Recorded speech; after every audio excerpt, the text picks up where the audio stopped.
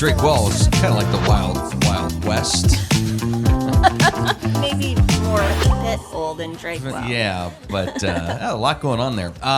Join us this morning is Sarah Goodman. She's the educator with Drake Well Museum. Good to see you this morning. Nice to be here.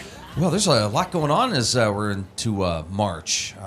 We are kicking off our visitation season, definitely. Isn't that crazy? It It's like doesn't we seem just possible. started the year. It just seems like we kind of put everything into hibernation, and now we're preparing to wake everything up again, and doesn't seem possible at all. I think, when you're on in the off season, and there's never really an off season because you're always, hurrying up to get things done. Right. Because this is coming so quickly.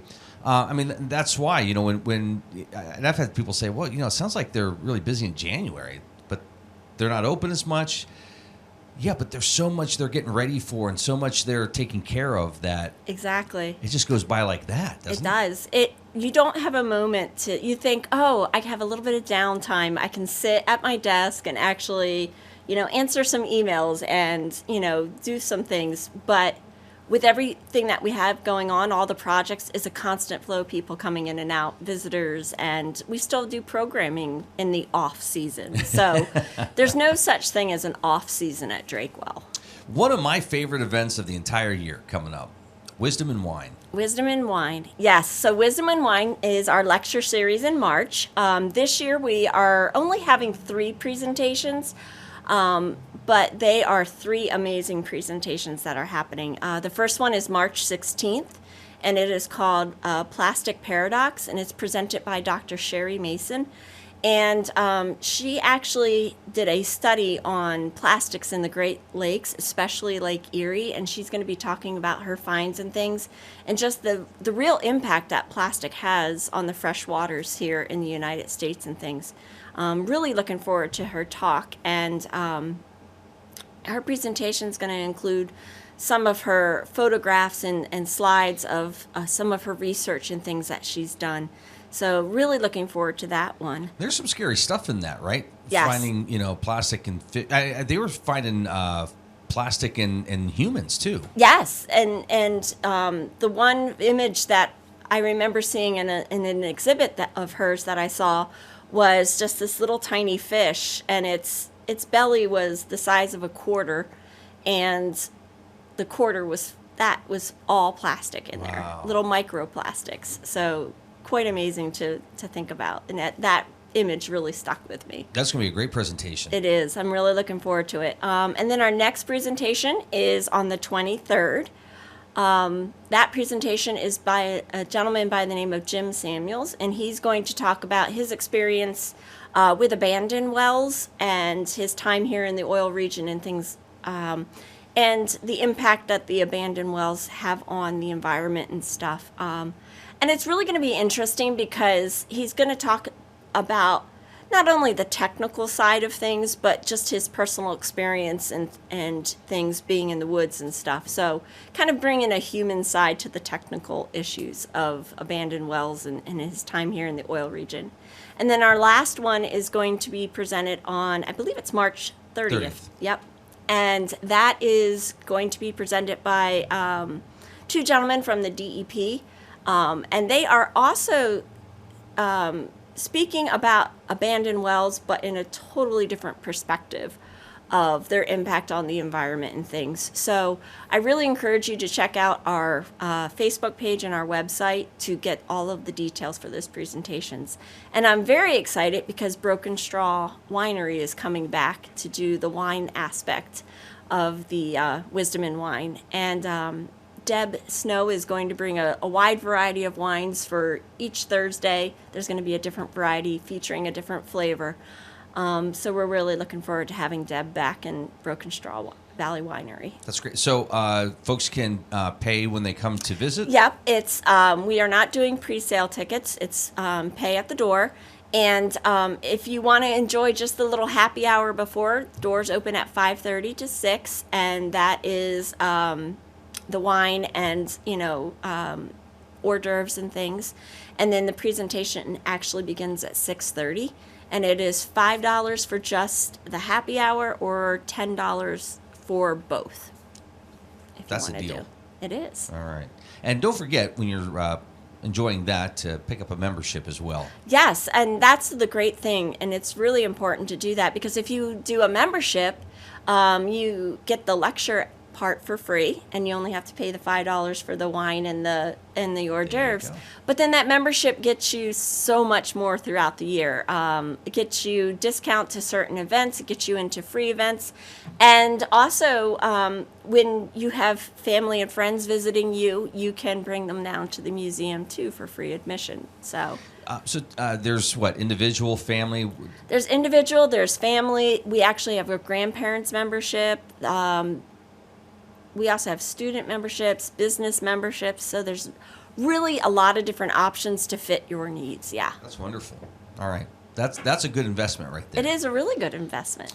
Something else coming up here in just a couple weeks. Pennsylvania celebrating their 342nd birthday. Yes. So many might remember what they called Charter Day. And Charter Day has now been changed to be branded as Pennsylvania's birthday. And it celebrates the birth of Pennsylvania. It's the granting of the charter to William Penn to create Pennsylvania. And this year we're celebrating in a really special way. We actually are having a new temporary exhibit opening on Charter Day, and it's, let me get this right, PA Oil Racing into the 21st Century. And this exhibit is really interesting. We actually started hanging everything on the walls of the multi-purpose room. And it features a lot of Quaker State and Pennzoil and their role in racing. And the exhibit features a lot of memorabilia and things from Quaker State and Pennzoil racing. Everything from clothing to banners to posters to actual model race cars and cans of oil and things. So it's going to be a really fun exhibit. And on Charter Day, we are free, and that's how also we are celebrating the birthday. And so the exhibit opening, we're going to have some hands-on activities for children. And we're also going to have a birthday cake for Pennsylvania. Nice. So you can come and have a slice of cake. What do you get someone who's 342 years old? Yeah, that's a really good question. Probably, I don't know. That would be that's a really what do you get a state that's 342 years old? That's the real question. Well, that sounds like that's going to be a lot of fun. So March really is a big month because not only do you have that, but you've got Drake's birthday at the end of the month, right? Yes. Oh my goodness, I almost forgot about Drake's birthday. I only know that because it's like right next to mine. Right. So yes, it is Colonel Drake's birthday. Will we do a special event for Colonel Drake's birthday? Unfortunately, not this year. It's not one of his big birthdays like we did for his 200th a couple years back. But there might be some special Facebook posts about his birthday. Okay. On and that that's day. usually at the end of March. Yeah. Right. Friends of Drake Well hired a new executive director. They did. Emily Weaver has started with the Friends of Drake Well. She's the new executive director of the Friends of Drake Well. And she's really hitting the ground running. Her and I were working hard yesterday on all of the details for the programming and things. We got the website updated and Facebook updated, and we also updated our Network for Good, which is where you can do donations and things to the site. So she's really a great asset to the museum and really helping us out, and is very enthusiastic as well about learning everything and meeting everybody. So we're looking forward to working with her. That's wonderful. And again, that's an important part of the museum element, isn't it? It is. So the Friends of Drake Well is our nonprofit partner at the museum, and they really are kind of the backbone to the museum. They we are able to get grants to help out with programming and things through the Friends group. They also are the ones that, when you become a volunteer at Drake Well, you are part of the Friends of Drake Well. And so through volunteering, they also actually help plan all of the events at the museum And so it's a wonderful asset. I can't imagine the museum without the Friends. Is that a tricky relationship? Because I'm sure the state tells the museum one thing, right? Like, this is what we'd like you to do. But then there's things that when you're there working at the museum, there's projects you guys want to do. And I'm sure the Friends of Drakewell also kind of have ideas of things that would be kind of neat. So is it a nice collaboration to get these things done? It's a very easy collaboration between the two. Yes, there are certain projects and things that we have to do for the state, maintaining the buildings and the grounds and things like that. But that's where our relationship with the Friends group is so important, because they support us in those aspects of things. There's a little joke that all the state does is keep the lights on, and that's not true. The state, the Pennsylvania Historical Museum Commission is there to preserve and to, inform people and to keep the site going, to present special events and things. And then the Friends group is there to help and aid in that. So it's a wonderful relationship that we have, and we get a lot of support.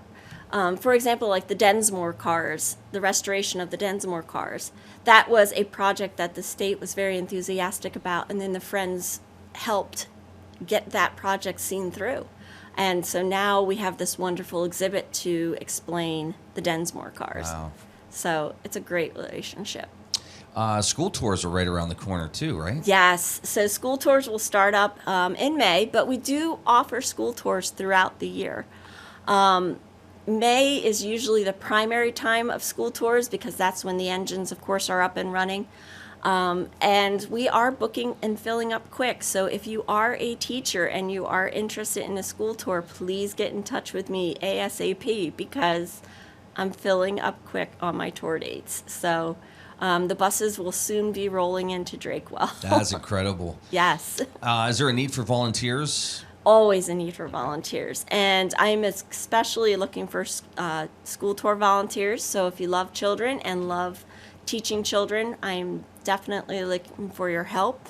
And I know that being a tour guide at Drakewell seems very intimidating, because there's so much information. But on a school tour, there's a lot of information, but it's not overwhelming at all. We give you a great guide to help you with that school tour. And I don't throw you to the wolves. I don't say, here's the manual, read it, and then send you out on a tour. We actually have you follow veteran volunteers that are guides to see what they do and to help you along. And then we do tag team tours. When you think you're ready to start giving a tour, we go with you, like somebody will go with you. And so if you start to stumble or forget something, then you have somebody there to help you move the tour along. And it's really fun. It is so fun. Those kids love coming. They love learning new things. And it's so funny to watch that moment when it clicks that, oh my goodness, without this site, without this well, my life would be totally different. That's the moment I love, is when that kid has that aha moment. Well, and the nice thing, too, is it's a museum that you can experience through sight, sound. Yes, and smell. Smell, yes. Yes. So that's wonderful. Let's do this real quick. You're watching The Morning Drill on Stream Television and on Armstrong's Neighborhood Channel, and listening to it on the Allegheny News Talk Sports Network. Sarah Goodman with us here from Drakewell Museum this morning. And a lot going on. We mentioned the school tours coming up. It's right around the corner. Those buses are going to be pulling in no time. But it's also gearing up for a busy summer, and that's very exciting. All these things that you've been working on over the winter months will be coming into play, and a lot of events coming up. I thought there was a lot of events last year, and right back at it again this year. We just keep on going and going and going. Yeah. And that's because we get such great response from visitors and things, that they really appreciate the programming, so we keep the programming going, because it's really sought after. We had our sledding party back in February, or the cabin fever party, and although Mother Nature did not behave, It was a really successful event out at Pit Hole. We had a lot of visitors, and we had a lot of out-of-state visitors. And the great thing about that was we got to advertise the wonderful programming that's happening out at Pit Hole. And a lot of those people are coming back in June now for Wildcatter Day. I believe that date's June 10th. It's the second Saturday in June. And Wildcatter Day is a day when we celebrate the life of Pit Hole. We have craft demonstrations, tours, and things. So it's a great day to come out. We're really looking forward to Wildcatter Day this year. Also coming up, we have our Discovery Day program in July, which is our summer camp program. I actually am finalizing the details for that this week and hope to have the brochure out for summer camp here within the next couple weeks. And really looking forward to that. It's 4 Thursdays in July, and it runs from 9 to 4. And a lot of hands-on activities. And this year we are really getting outside, and we are hiking. We're exploring the creek. We do everything and oil. Huh. So it's not just oil; it's everything. Everything. Yep.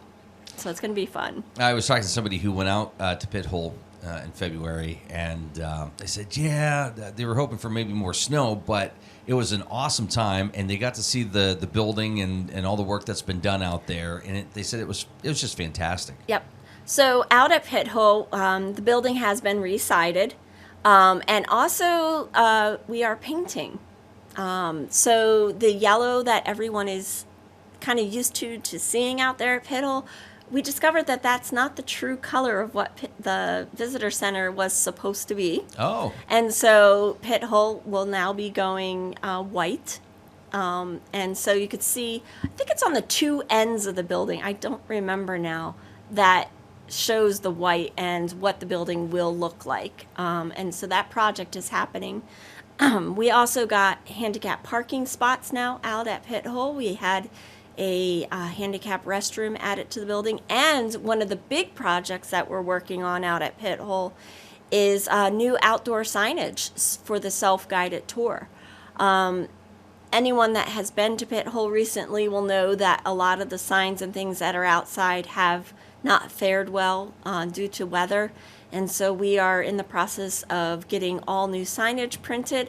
And this spring, we will be installing some of that new signage that out there, and throughout the summer and the year you'll see more and more signage going out there so that you can do a real in-depth self-guided tour, if not a, if you're come on a day when there's not a guide.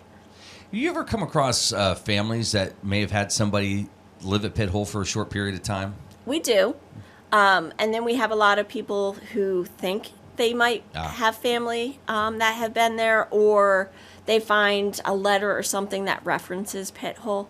And that's where we encourage people to really, come to Drakewell and to do some research. We have an extensive research library and artifacts and things that can help you really figure out if your ancestor truly was at Pit Hole. All right, I'm just putting this out here just so everybody knows, because I really would like to find time to do this, but I would love to do either a podcast or a TV. I mean, look at the shows that are popular right now, Yellowstone and all those things. I think, and I would love to do, again, either a podcast or a TV show about Pit Hole.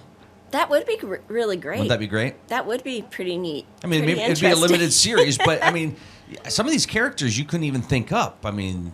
Yeah, Ben Hogan, French Kate, Yeah. Reverend Stedman. I mean, that would be interesting. See? A reverend who carries a Well, gun. I'm working. I have some things jotted down just so, I mean, if somebody's out there going, I'm going to steal that from him. I mean, that's where our Lantern Tours is such a popular program, because that brings Pit Hole to life, with the characters and things that we portray in the Lantern Tours. So, yeah, that would be an amazing show. All right. Well, I'm working on it. Maybe with your help, Sarah. Yes, I'm not a very good writer, but I am creative, and we could figure this out. We could really do it. And we have some very we have 2 volunteers that are everything and anything Pit Hole. They love Pit Hole. One of them's nickname now is Pit Hole Vicky, and she is everything and anything Pit I'm not Hole. sure She about that loves one, it. And so I'm sure with her help, and actually Art is the other volunteer, that we could come up with a great script for this. Do you get requests from media companies for resources, pictures? We do. Okay. We do. Actually, that's Sue Bates, our curator, is the one who fields all of those questions from magazines and newspapers and all of the media for footage requests and photos and things. And actually, we did just have WQLN come and film a little story of Pit Hole. It's part of their Chronicles program, and I believe that airs, I think, tonight or tomorrow night on WQLN. So we're really eager to see that program as well. Well, there is so much going on. How do folks find out more? Can they go to the website, Facebook? What do they do? Well, Facebook, I always, that is probably the social media that is updated the most. And you can find us on Facebook at Drakewell Museum and Park. And then our website, which is www.drakewell.org. And I am constantly updating that as well. Please bear with me on our website. I have just taken over control of it, and I'm just learning the ins and outs of our That sounds website. evil, Sarah. And I'm having a little bit of trouble with putting photographs into our website. Okay. So, as I said, please be patient. I'm trying to learn how to make photographs accessible so that if you click on the photograph, it becomes larger. Actually have a meeting with our website provider this afternoon. So hopefully I'll learn how to do that. But definitely check out our webpage. You can also give us a call. 814-827-2797, and we are happy to answer questions that you might have. Sarah Goodman, Drakewell Museum. Good to see you. Good to see you.